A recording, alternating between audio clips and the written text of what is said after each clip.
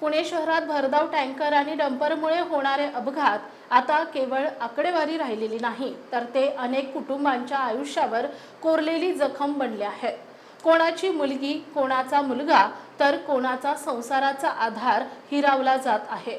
एका क्षणाच्या निष्काळजीपणामुळे आयुष्यभराचा अंधार निर्माण होतोय। नुकत्याच कोंढवा आणि वानवडी येथील अपघातानंतर संतप्त नागरिकांनी रस्त्यावर उतरून आंदोलन केलंय, पण तरीही प्रशासनाची झोप उडालेली दिसत नाही। अशातच हडपसरमध्ये घडलेल्या एका अपघातानं पुन्हा एकदा शहराला हादरवून टाकलं आहे।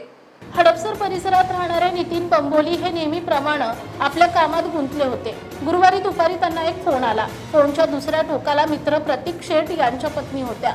प्रतीकचा अपघात झालाय, लगेच या, एवढंच त्या म्हणाल्या। हे शब्द ऐकताच नितीन यांच्या पायाखालची जमीनच सरकली। ते तातडीने हडपसर पोलीस ठाण्यात पोहोचले।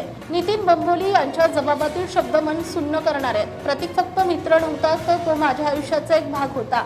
आम्ही शाळेपासून एकत्र होतो। एका क्षणात सगळं संपलं। मागे राहिल्या त्या फक्त आठवणी। काही क्षणात सर्व काही संपलं। पोलिसांनी सांगितले की दुपारी 1:45 हडपसरमधील रवी दर्शन चौकाजवळ प्रतीक शेठ वय वर्ष 43 राहणार रास्तापेठ हे दुचाकीवरून उरुळी कांचनकडे जात होते। त्याचवेळी मागून येणाऱ्या भरधाव पाण्याच्या टँकरनं त्यांच्या गाडीला जोरदार धडक दिली। धडक इतकी भीषण होती की प्रतीक रस्त्यावर कोसळले। साक्षीदारांच्या मते टँकर चालकानं वाहन थांबवण्याऐवजी वेग वाढवला। टँकरचे चाक प्रतीक यांच्या डोक्यावरून गेले आणि त्या क्षणीच सर्व काही संपले। अपघातानंतर काही स्थानिकांनी टँकर थांबवला। चालकानं आपलं नाव अविनाश जाधव असं सांगितलं, मात्र गोंधळाचा फायदा घेत तो घटनास्थळावरून फरार झाला।